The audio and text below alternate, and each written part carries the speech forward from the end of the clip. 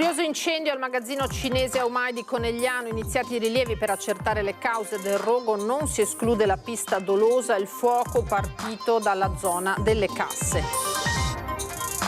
La terribile esplosione in un bar di Quinto del 26 giugno, dopo oltre un mese è stato dissequestrato il locale dato alle fiamme, mentre proseguono le indagini la titolare sogna di riaprire.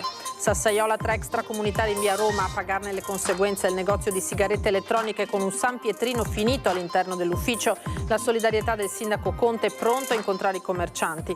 Siete ancora in tempo per cambiare strada, si rivolge così ai giovani ladri che hanno colpito nella sua palestra Paolo Baggio, titolare della De Ferrari in via Benzi a Treviso. Ma il tempo in montagna, 3 frane tra Comelico e Sappada hanno interrotto i collegamenti stradali con il Friuli, pesanti disagi, la riapertura della regionale rinviata domani mattina per l'allerta meteo. Impianti di climatizzazione fuori uso e temperature interne elevate, quasi una settantina gli uffici postali costretti a chiudere in Veneto, l'allarme della CGIL. Morto a 87 anni il ristoratore Adriano Zanotto, chef del Gambrinus di San Polo di Piave. Nell'82 ideò il premio letterario intitolato al suo grande amico Bepi Mazzotti. Un tocco di colore alle aule dell'istituto. I ragazzi delle medie di Ponzano hanno dato vita al progetto Dipingiamo la scuola, trasformando con un'onda colorata i muri delle aule. Buonasera, ben ritrovati in diretta, edizione di Treviso dei nostri telegiornali che partono dalle indagini avviate subito in mattinata oggi sul furioso incendio al magazzino cinese Aomai di Conegliano. I vigili del fuoco, spente le fiamme, sono riusciti a entrare finalmente nell'edificio eseguendo i primi rilievi per accertare le cause naturalmente del rogo. Ora al vaglio della polizia giudiziaria, resta un giallo da risolvere, al momento nessuna ipotesi è esclusa. È ancora acre l'odore che pervade l'aria dentro e attorno lo store cinese Aomai di Conegliano l'indomani dal devastante incendio. Colonna di fumo visibile a chilometri di distanza. Fiamme che hanno interessato tutto lo stabile di 4.000 metri quadrati che si trova nella circonvallazione appena fuori il centro città. Resta il giallo sulle cause che hanno fatto scoppiare l'incendio e su cui stanno indagando i tecnici dei vigili del fuoco, arrivati per un sopralluogo in mattinata per accertare anche l'agibilità dello stabile. E poi avremo anche un rilievo invece da parte personale della Polizia Giudiziaria per stabilire le cause dell'incendio, per stabilire eventuali punti di innesco e la modalità di propagazione dell'incendio, anche se questo non è comunque semplice perché l'incendio ha coinvolto veramente tutto il volume locale, quindi un incendio generalizzato che maschera in maniera abbastanza notevole quello che potrebbe essere il punto di innesco dell'incendio. Secondo i primi rilievi, le fiamme sarebbero partite vicino alle casse in prossimità di alcuni scaffali del reparto casalinghi. Sarebbe lì infatti che i vigili del fuoco hanno rilevato la maggior concentrazione di calore. Troppo presto però per definire quali siano state le cause scatenanti il rogo. Al momento nessuna ipotesi è esclusa. Incendio che ricorda quello che si era scatenato in un magazzino cinese a Preganziol nel maggio del 2023. In quel caso il rogo era divampato in piena notte, un atto doloso su cui pendeva l'ipotesi del racket. Il caso di Conegliano appare però più complesso e con molti punti interrogativi ancora da risolvere. Prima di tutto perché è divampato durante il giorno intorno alle 3 del pomeriggio, quando all'interno c'erano clienti e dipendenti, 3 dei quali sono rimasti intossicati e per questo soccorsi e portati all'ospedale. Per la catena di negozi Aomai non un periodo roseo. A maggio era stato infatti arrestato dalla Guardia di Finanza di Monza per una frode fiscale da 20 milioni di euro il proprietario Chen Wenzhou, a cui sono stati sequestrati beni e denaro per 6 milioni di euro. Market Aomai di Conegliano non di proprietà. I gestori di origine cinese sono infatti in affitto nello stabile di Livio Bernardi, che da poco ha aperto un'attività proprio sopra il magazzino e che durante l'incendio ha assistito incredulo mentre le fiamme divoravano la sua proprietà. Uno dei primi a chiamare i soccorsi, il direttore dell'attività di deposito. Sono arrivato per primo, purtroppo abbiamo chiamato i vigili del fuoco, le autoambulanze e tutto, di modo che non ci sia nessuno che si è fatto male. Ci siamo accorti, ho avuto un cliente che mi ha chiamato, che era andato via subito prima di me e ha visto dalla parte delle casse che c'era su incendio. Locali che sono stati per la maggior parte risparmiati dalle fiamme grazie ai dispositivi antincendio. I locali al piano superiore possono, fra virgolette, ritenersi agibili. E dopo l'incendio il sindaco Fabio Chies, dati ARPAV alla mano, ha rassicurato i cittadini, nessun problema per la qualità dell'aria nella zone limitrofe. Sono analisi che ci confortano, nel senso che non ci sono problemi per la salute dei cittadini. Tira un sospiro di sollievo Conegliano il giorno dopo l'incendio che ha devastato lo store cinese a Umai. In fumo articoli di abbigliamento, casalinghi ed elettrodomestici, tutti materiali altamente infiammabili che potevano potenzialmente sprigionare fumi tossici. Nessun pericolo per le zone limitrofe secondo i rilievi ARPAV, nonostante la densa colonna di fumo. Danno ambientale scongiurato anche grazie all'intervento massiccio dei vigili del fuoco arrivati da Conegliano, Vittorio Veneto, Pordenone e Treviso. Erano tanti, ma veramente oltre 50 dispiegati in 35 massimo nello stesso momento. È stato bello vederli perché ci rendiamo anche conto di qual è la forza del nostro territorio e i valori di questi uomini. Operazioni di spegnimento che sono proseguite fino alla notte con una squadra dei vigili del fuoco rimasta a sorvegliare la zona per evitare che curiosi o sciacalli si introducessero nello stabile. Con loro anche protezione civile, carabinieri e polizia locale per aiutare nella messa in sicurezza delle zone adiacenti l'attività.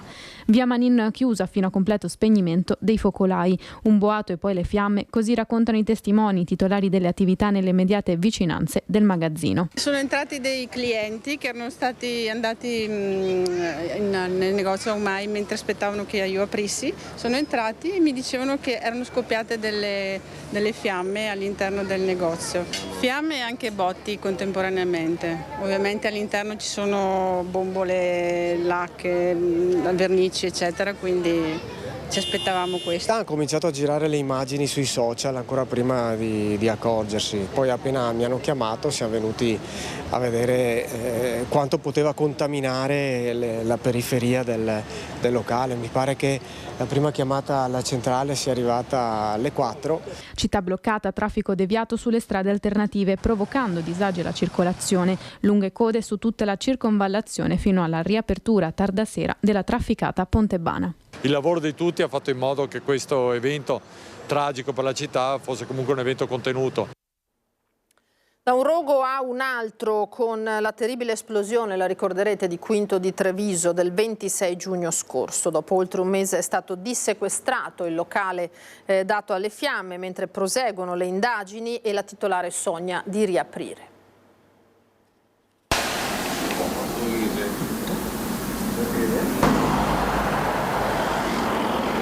Poche ore dopo il dissequestro, la giovane Sara si è subito rimboccata le maniche per risistemare quel che resta del suo locale, il Dolce Caffè di Quinto di Treviso, sulla Noalese. Qui, all'altezza di Vicolo Marangon, per oltre un mese la scena del crimine è rimasta cristallizzata, tutto sotto sequestro, nello sconcerto dei residenti con le macerie e i vetri a terra.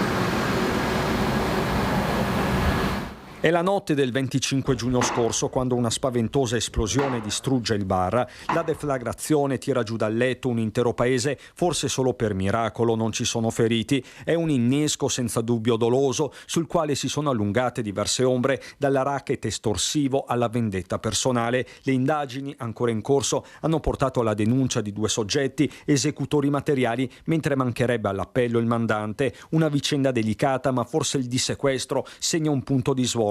Questo l'augurio anche del sindaco Durigon. Sicuramente è una notizia positiva perché significa che qualcosa è stato chiuso. È stata inquietante anche sotto un certo punto di vista, strana e inaspettata.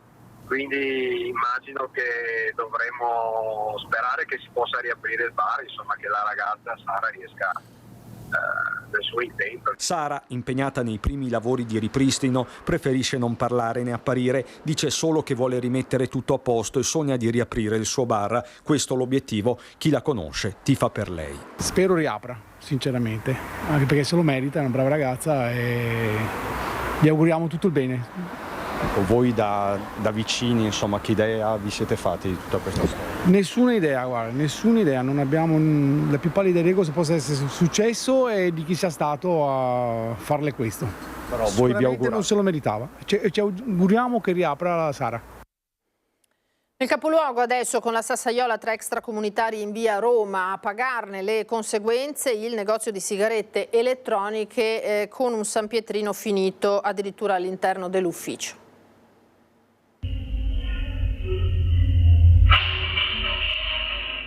È la tarda serata di lunedì quando le telecamere a circuito chiuso dell'Infinity Smoke di via Roma registrano il frastuono provocato da un San Pietrino lanciato contro la vetrata. La scoperta all'indomani quando il titolare entra in negozio. L'ho trovato al piano superiore e poi facendo delle analisi dalle telecamere interne abbiamo sentito che verso le 23.04 precisamente c'era sicuramente una rissa tra extracomunitari, preciso extracomunitari, per il fatto che la lingua era straniera. Da quanto abbiamo capito, il primo San Pietrino è caduto su una macchina che era in corsa appunto qui in via Roma e l'autista ha dato giustamente l'allarme. Da quello che ho capito non si è fermato perché aveva paura e questo è comprensibile.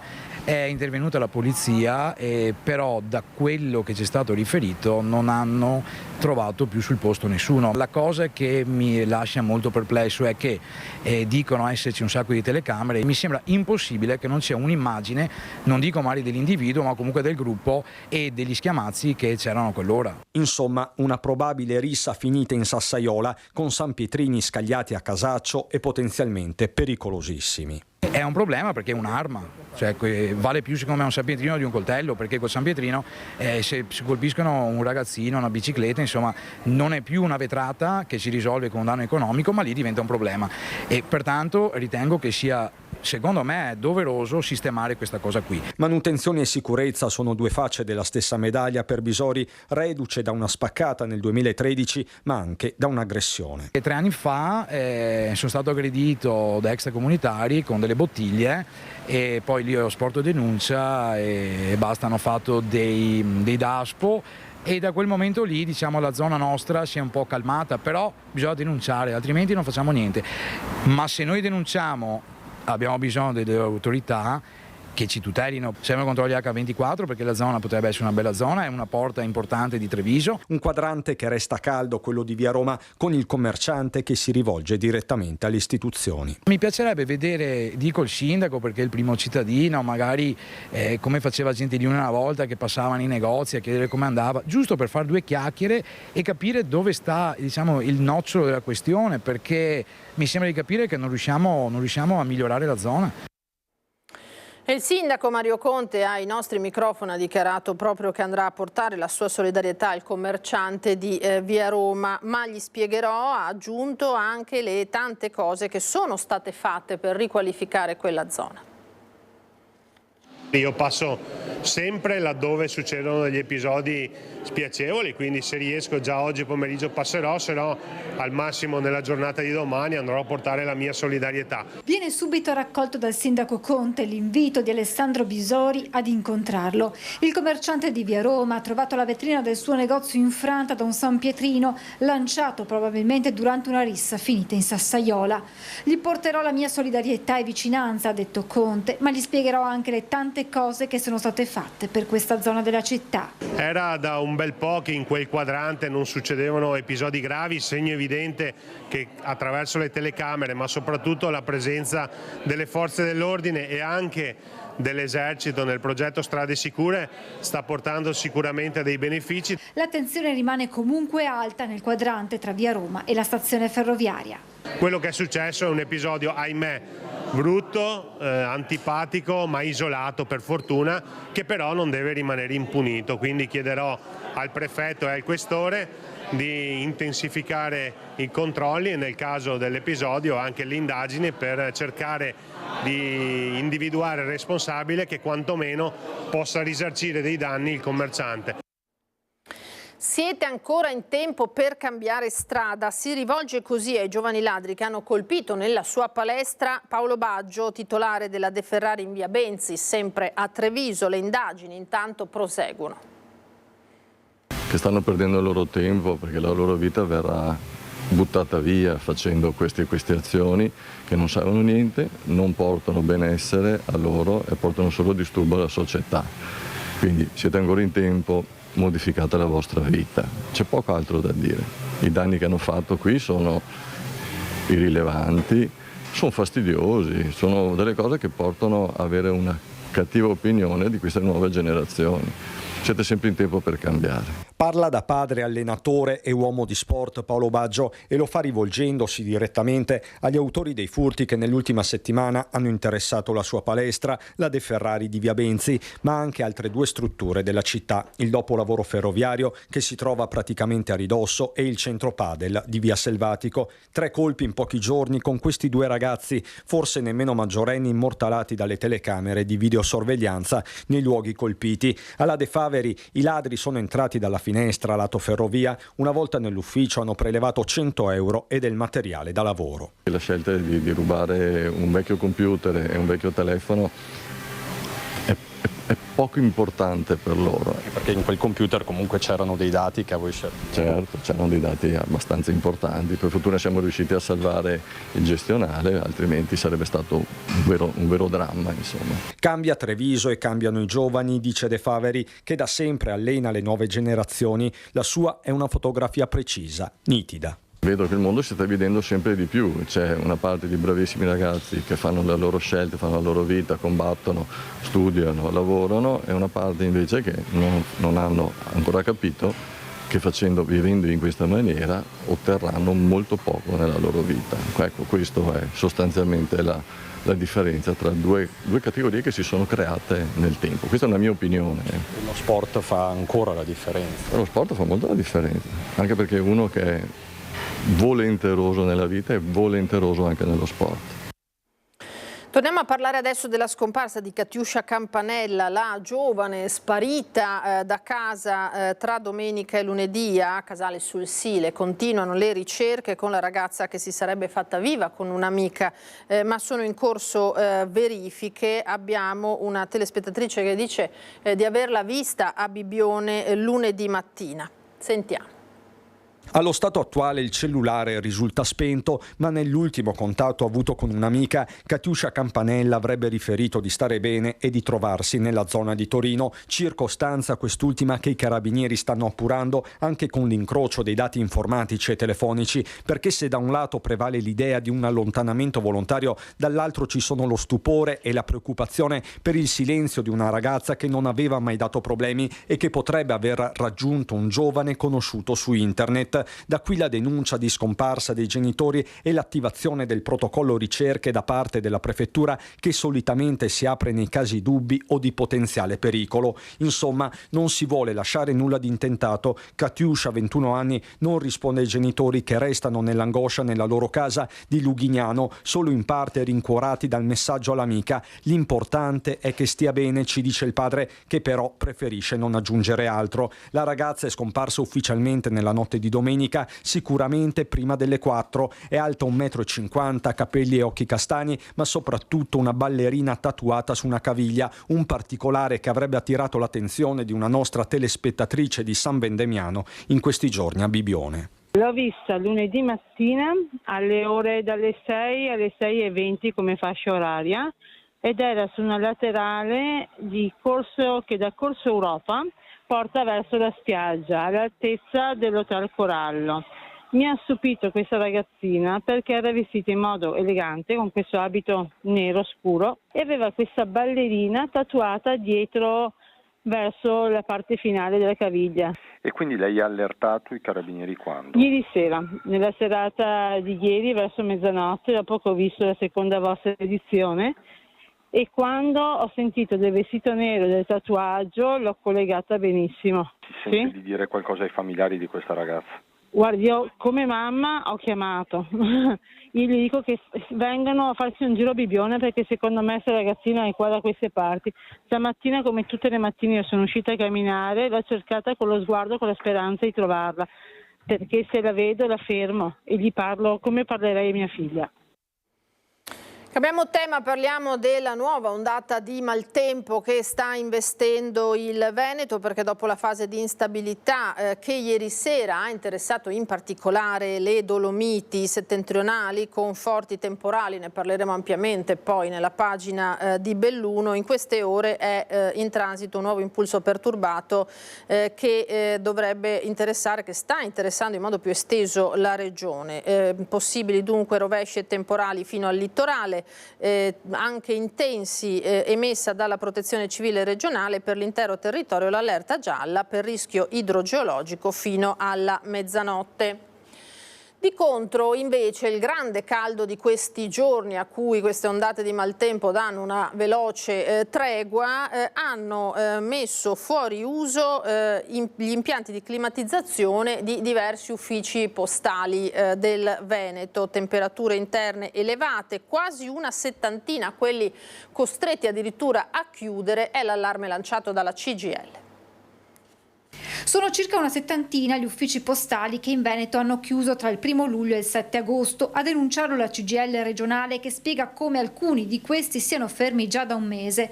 I motivi delle chiusure, secondo il sindacato, sarebbero per lo più imputabili a lavori di manutenzione, soprattutto per quanto riguarda l'impianto di climatizzazione. Soprattutto in occasione della riunione periodica annuale sulla sicurezza, dove lamentiamo appunto la necessità di provvedere per tempo a fare manutenzioni e riparazioni degli impianti. In certi uffici, sottolinea la CGIL, come ad esempio quelli di Venezia Centro, Sottomarina, Cavallino, Stra, Conselve, Roncade, Breda, Mogliano e ancora Spresiano, Soligo, Treviso, Arzergrande e Scardovari, le temperature degli uffici avrebbero raggiunto un livello tale da rendere complicata per clienti e dipendenti la permanenza all'interno. È inammissibile che un'azienda che macina utili record 1,9 miliardi lo scorso anno sia nelle condizioni di dover chiudere i propri uffici perché hanno contratti di manutenzione che fanno sì che i pensionati che vanno in coda agli uffici postali muoiono di caldo perché non funziona la climatizzazione. Questa dunque è la situazione, noi ci fermiamo per qualche istante, rimanete con noi.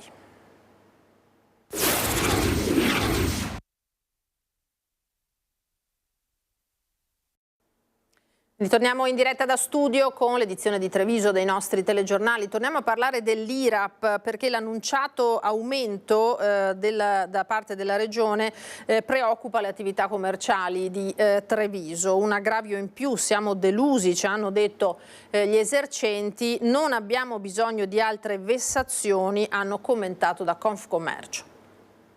Per quanto ne sappiamo, noi non è ininfluente per il tipo di attività che abbiamo noi come artigiani, però aspettiamo e vediamo cosa succede. Tra incertezza e delusione, l'annunciato aumento dell'IRAP, l'imposta sulle attività produttive previsto nel bilancio regionale che sarà presentato la prossima settimana e che coinvolgerà nel territorio veneto 184.000 imprese con specifici codici Ateco, coglie di sorpresa gli esercenti trevigiani che attendono di capire se e quanto impatterà sulle loro tasche l'addizionale che Palazzo Balbi ha deciso di applicare. 14 euro l'anno in più è stato l'esempio per un bar fornito dall'assessore al bilancio Francesco Calzavara, un aggravio minimo secondo la Regione, e c'è chi la prende con filosofia. La cosa importante è che quando noi paghiamo le tasse, che sia IRAP o qualche altra cosa, ci sia un ritorno per la comunità. Tutto qua. Ma Confcommercio Treviso è in riga con le altre associazioni di categoria che si sono espresse sull'argomento manifestando preoccupazione. Raggiunta al telefono la presidente dell'Unione Provinciale Dania Sartorato è chiara. Sul tema IRAP ci confronteremo senz'altro con i presidenti a livello regionale in Confcommercio e è un tema sicuramente delicato per il quale servirà estrema attenzione per le nostre imprese che stanno già dando molto e non abbiamo bisogno di ulteriori vessazioni. E sulla stessa linea sono la gran parte degli esercenti. È sempre una tassa in più, che siamo sobbarcati da tasse e paghiamo sempre tasse, quindi diciamo che è una cosa in più. Sono un po' deluso perché già siamo oberati di pagamenti, tasse e le spese del mantenimento di un locale sono sempre più alte, sia dalle spese fisse, quindi corrente, affitti e quant'altro. In più se ci mettiamo anche a gravare sulle aziende con ulteriori tasse maggiorate, non credo sia la linea giusta per andare avanti e supportare il Paese.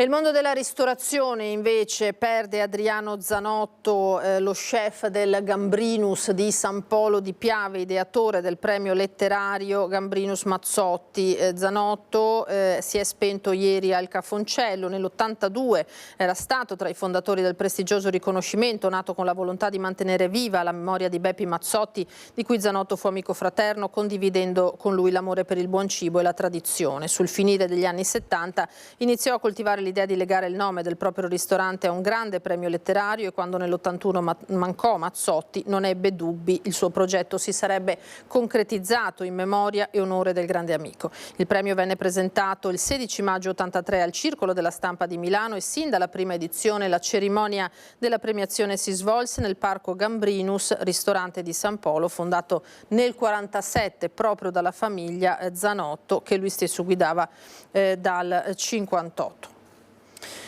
Voltiamo pagina, un tocco di colore alle aule della scuola. Parliamo dei ragazzi delle medie di Ponzano Veneto che hanno dato vita al progetto Dipingiamo proprio la scuola. E credo che sia stata un'ottima idea, ma a dare l'invito a che dei ragazzi possano venire qua a dipingere, così quando arrivano a scuola non ci sarà come posso dire, una stanza tutta bianca, sarà un po' allegra e colorata. Con pennelli, rulli e secchi di colore come fossero dei veri professionisti, i giovani studenti dell'Istituto Comprensivo di Ponzano, coordinati da insegnanti e genitori, hanno dato vita al progetto Dipingiamo la scuola, tra aggregazione e inclusività per restituire un po' di colore ai bianchi muri delle aule, con la gioia negli occhi e le mani sporche di bellezza. Mi sono divertito, abbiamo fatto anche un bel gruppo e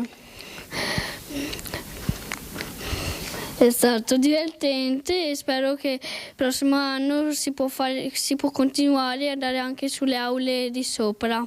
E poi vedere gli adulti mettersi in gioco è stato importante. Penso che sia stata un'esperienza un po' strana, perché vedere per esempio la prof di tecnologia usare il rullo sui muri è stato un po' strano.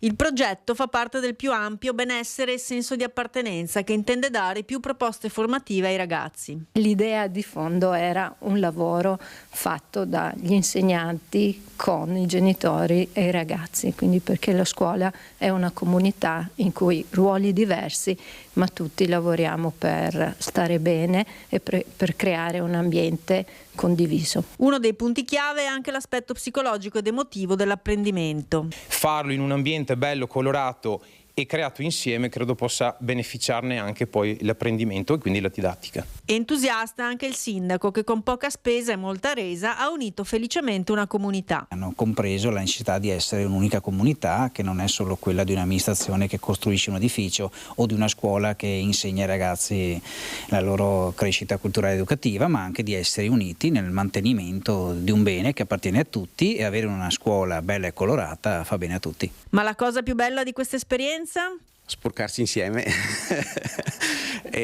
ma vedere come i ragazzi erano entusiasti, insomma, di partecipare, di dare una mano a fare qualsiasi cosa, anche le semplici pulizie. Stiamo entrando nel momento clou delle vacanze estive. Prima di partire per le ferie ricordiamoci di andare a donare il sangue. Questo è l'appello lanciato da Stefano Pontello, presidente dell'Avis provinciale. L'invito ai volontari di non far mancare la disponibilità di sangue e plasma in uno dei momenti più delicati dell'anno, segnato dalle numerose partenze e quindi da una maggiore difficoltà a garantire la continuità dell'approvvigionamento. E nell'ottica di facilitare la donazione, in questi giorni è stato rafforzato il sistema di prenotazione. Oltre a quella telefonica è possibile usufruire dell'app Avis Net, scaricabile gratuitamente online. Dopo l'installazione, attraverso pochi e semplici passaggi, si prende direttamente appuntamento al centro trasfusionale. Il servizio è già disponibile per i donatori dei centri trasfusionali di Treviso, Castelfranco, Montebelluna e Oderzo. Da settembre sarà attivato anche a Conegliano e Vittorio Veneto. Sono ormai quotidiani, ve li raccontiamo davvero di continuo, gli avvistamenti del lupo che da mesi si aggira lungo il Piave, da Macerata a Breda, da Spresiano a Ponte di Piave. Domenica scorsa un uomo a passeggio col proprio cane si era trovato a tu per tu con l'animale, stamattina invece l'esemplare è stato immortalato davanti alla chiesa di Negrisia. Eccolo nella foto, lo vedete cerchiato in rosso. Il comune invita i cittadini in caso di incontro a tenere al guinzaglio i propri cani, a non inseguirlo, non dargli da mangiare. In caso di avvistamento la cittadinanza è invitata a segnalarne la presenza al centro di recupero della fauna selvatica di Treviso o alla polizia locale. E adesso andiamo alle notizie dal Bellunese.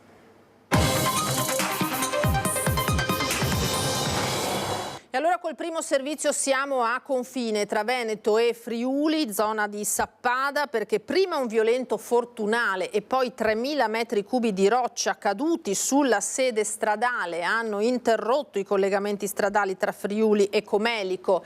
Si passa da o verso il Cadore solo per il Maudia. Sentiamo.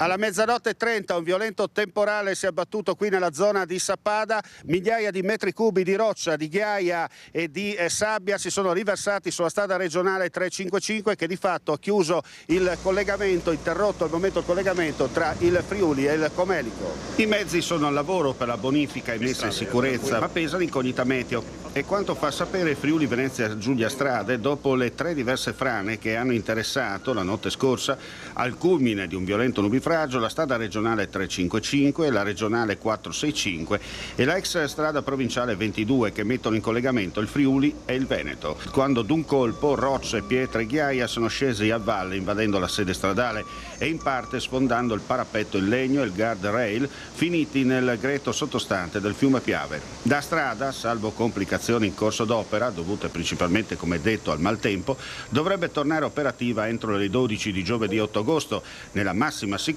per gli utenti. L'evento è accaduto all'incirca mezzanotte e ha interessato appunto un'arteria importante che è il collegamento tra Friuli e Veneto di nostra competenza. All'incirca 3.500 metri cubi di materiale sono franati su appunto il nostro tratto di competenza, per cui ringrazio il nostro staff perché è al lavoro già da stanotte per cercare di liberare quanto prima il passaggio e mettere in totale sicurezza il passaggio e che collega appunto il Veneto e il Friuli.